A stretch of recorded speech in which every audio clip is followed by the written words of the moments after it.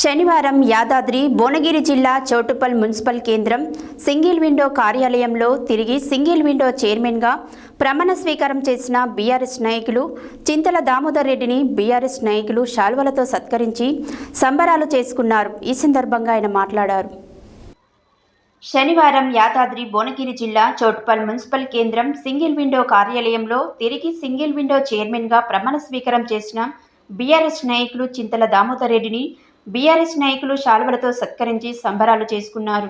ఈ సందర్భంగా ఆయన మాట్లాడుతూ రాజకీయ కక్షతోనే తనను పార్టీ మారాలని పలుమార్లు అడిగిన తాను పార్టీ మారకపోవడంతోనే నల్గొండ జిల్లా అధికార పార్టీ నాయకులు తనపై కక్షపూరితంగా తప్పుడు ఆరోపణలతో అధికారుల వద్ద వారు సింగిల్ విండో చైర్మన్గా ప్రమాణ స్వీకారం చేస్తున్నారని, 1 సంవత్సర కాలంలో 3 సార్లు కాంగ్రెస్ పార్టీ నాయకుడు వైస్ చైర్మన్ తనపై తప్పుడు ఆరోపణలు చేసి సింగిల్ చైర్మన్గా ప్రమాణ స్వీకారం చేశారని, వెంటనే నేను కోర్టును ఆశ్రయిస్తే అధికార పార్టీ నాయకులకు చంపపెట్టుగా తిరిగి నన్ను సింగిల్ విండో చైర్మన్గా కోర్టు ఆదేశాలు జారీ చేసిందన్నారు.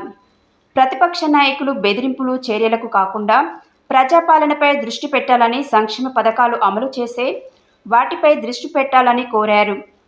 ఈ కార్యక్రమంలో బీఆర్ఎస్ మండల నాయకులు నిరంజన్, మాజీ జెడ్పీటీసీ, మాజీ సర్పంచులు, బీఆర్ఎస్ నాయకులు పాల్గొన్నారు.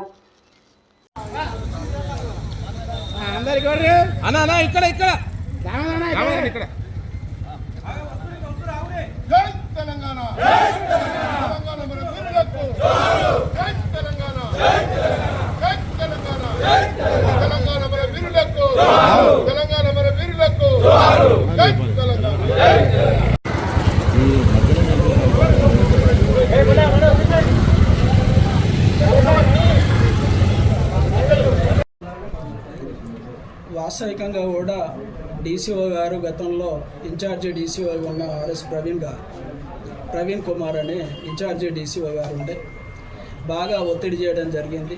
మీరు ఎట్టి పరిస్థితుల్లో పార్టీ మారాలని, అలాగపోతే మారకపోతే ఏదో కోణం నుంచి అధికార పార్టీ నుంచి నా మీద బాగా ఒత్తిడి జరుగుతుంది, మీరు బాగా పనిచేశారు, అయినా తప్పని పరిస్థితి వచ్చేస్తుంది, మిమ్మల్ని సస్పెండ్ చేసే అవకాశం వస్తట్టుంది, మీరు పార్టీ మారితే ఎలాంటివి ఉండవని, అలాగపోతే మేము ఏమైనా తప్పులు చేసినామంటే మేము ఏమీ తప్పులు చేయలేదు, బెటర్ దెన్గా బాగా జిల్లాలోనే బాగా పనిచేసారని కూడా నాకు కితాబ్ ఇచ్చారు. గతంలో ఈ వీడియోని కూడా ఆడియోని కూడా మీ ముందు కూడా ఉంచడం కూడా జరిగింది. వాస్తవికంగా ఎంత కూడా ఏంటంటే పార్టీ మారితే ఎలాంటి సంఘటనలు జరగకుండా వాస్తవికంగా ఇలాంటి సస్పెన్షన్లను ఎత్తేయడం జరుగుతుంది అన్న దాని మీద చాలా సందర్భాల్లో కూడా అధికార పార్టీకి సంబంధించిన వాళ్ళు నాకు డీసీఓ గారితో డిస్కస్ చేసినట్టు, అదే డీసీఓ గారు కూడా నాతోటి మాట్లాడిన విషయాలు ఇవన్నీ కూడా మీ అందరికీ తెలిసిన విషయం. కాబట్టి పార్టీలకు అతీతంగానే సొసైటీ చైర్మన్గా ఎన్నికయ్యాను. ఎంతసేపు చెప్పినా నీతిగా నిజాయితీగానే ఈ సొసైటీని నడపడమే నా లక్ష్యం. రాజకీయాలకు అతీతంగా ఈ సొసైటీని నడుపుతూ ఉన్నాం. కావాలనే ఉద్దేశపూర్వకంగా నన్ను బాగా డిస్టర్బ్ చేసేటువంటి పరిస్థితులు ఉన్నాయి. అయినప్పటికీ కూడా ఇలాంటి వాటికి నేను బెదిరిపోయేటువంటి ప్రసక్తే లేదు. ఈ సొసైటీని మంచి పురోగతిలో తీసుకురావడానికి ముందు ఇంకా మేము మంచి కార్యక్రమాలు చేస్తామనేది ఈ సందర్భంగా గుర్తు చేస్తాం. అయితే వాస్తవికంగా కూడా డీసీఓ గారు గతంలో ఇన్ఛార్జి డీసీఓ ఉన్న ఆర్ఎస్ ప్రవీణ్ కుమార్ అనే ఇన్ఛార్జి డీసీఓ గారు ఉండే బాగా ఒత్తిడి చేయడం జరిగింది.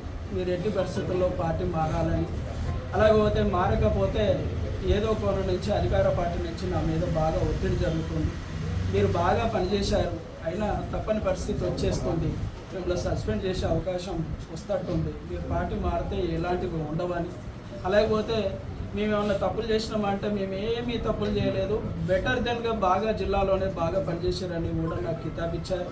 గతంలో ఈ వీడియోని కూడా ఆడియోని కూడా మీ ముందు కూడా ఉంచడం కూడా జరిగింది. వాస్తవికంగా ఎంత కూడా ఏంటంటే పార్టీ మారితే ఎలాంటి సంఘటనలు జరగకుండా వాస్తవికంగా ఇలాంటి సస్పెన్షన్లను ఎత్తేయడం జరుగుతుందన్న దాని మీద చాలా సందర్భాల్లో కూడా అధికార పార్టీకి సంబంధించిన వాళ్ళు నాకు డీసీఓ గారితో డిస్కస్ చేసినట్టు, అదే డీసీఓ గారు కూడా నాతోటి మాట్లాడిన విషయాలు ఇవన్నీ కూడా మీ అందరికీ తెలిసిన విషయాలు. కాబట్టి పార్టీలకు అతీతంగానే సొసైటీ చైర్మన్గా ఎన్నికయ్యాను.